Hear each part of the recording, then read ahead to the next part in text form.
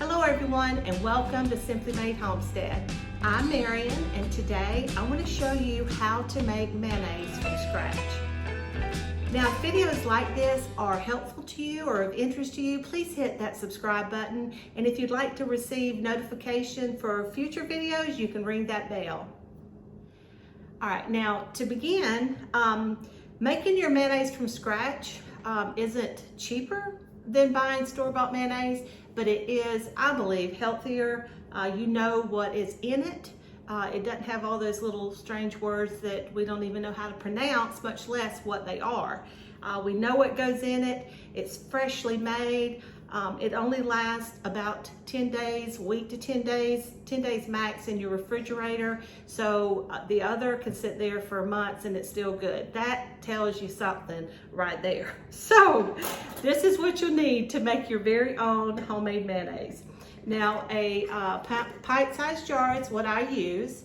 And then I have these little white lids that are in the canning department with that you can use just like with fermenting things, vinegars and things you want to, you can use these lids. So anyway, I use that. You can use grapeseed oil, which is a milder oil. We use olive oil just because we really love the flavor of olive oil. And we used to buy the cheaper olive oils, and then I got to where I really, like running bread through olive oil and things like that. I started doing that a lot and and then I had some really good olive oil in a restaurant once and discovered there really is a difference. So, and then we went to the more expensive olive oils, and then I found this one because I did a little research, and it's a California olive oil. I can find it at Walmart. It's about $15 for a bottle about this size, which I don't think is bad at all. And it's just really, really good olive oil. So just to give you something to look at and check out, I don't get anything for saying that. It's just what I like and what I enjoy. So it's just a little smoother. So you can check that out. But you can use like the grapeseed oil or any kind of other oils that you prefer. So you can use vegetable oil. We try not to ever use vegetable oil in our home at all because it has a lot of things in there that aren't good for you. But anyway, olive oil, we use 1 cup of olive oil. We're going to have a half a teaspoon of mustard. We like Dijon mustard. If you don't like mustard, you can leave that out. 1 tablespoon of lemon juice.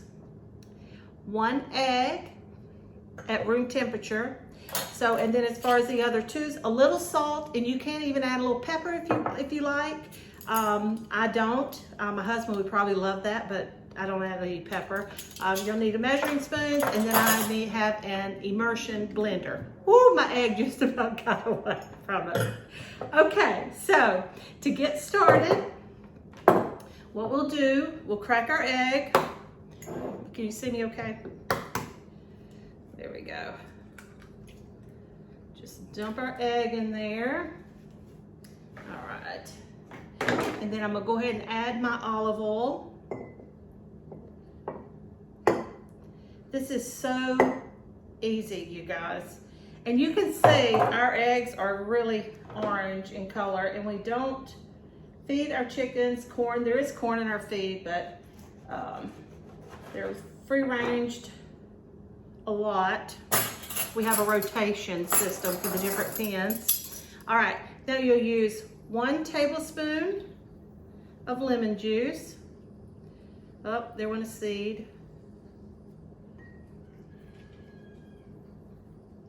We're gonna try to keep him out of there. There we go. Come here, little seed, don't you go. As always, clean hands. Okay, 1 tablespoon of lemon juice. And we do like mustard, especially Dijon mustard.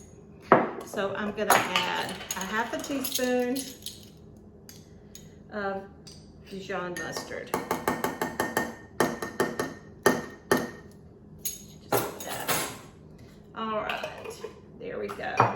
Now, we're just gonna it looks like everything has settled at the bottom. If you need to give it a minute to kind of settle, that's fine. And then we'll just take our immersion blender, and I need to plug it in. I swear I always forget something. Okay. There we go.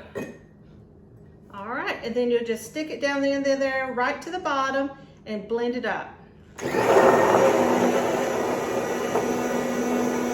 Now you can see it starting to come up, and it's blended on the bottom, so we'll start raising the immersion blender up a little bit at a time to mix everything in there. Now you don't want to over mix this. So you just want to kind of come up and down to make sure everything's getting mixed in there. And then we're done. Now, check that out. Do you see that? Oh, isn't that beautiful? And I didn't bring a spoon over here to wipe the excess mayo off. Now, it is very yellow. It's not like the white of the store-bought. Give it another couple of squishes there. It's not white like the store-bought. But then if you have farm fresh eggs, the yolks are probably a lot different than what you get in the stores too, as far as buying eggs. So, but anyway, that is it. That is all there is to it. Right there. You've got homemade mayo, ready to go in the fridge, and it's delicious. It is really, really good. I hope you try it. I would love to hear from you in the comments below. If you have any questions or suggestions, please don't ever hesitate. We always enjoy hearing from all of you. So if you've enjoyed this recipe or enjoyed this video, please give us a big thumbs up. It really helps us out, and share us with your friends and family and all across social media. We really would appreciate it. I will have links in the description for like the immersion blender if it's something that you need or would like to purchase, just to help you out and help you along the way and finding the tools that you need to make your own mayo. So until next time, take care and God bless.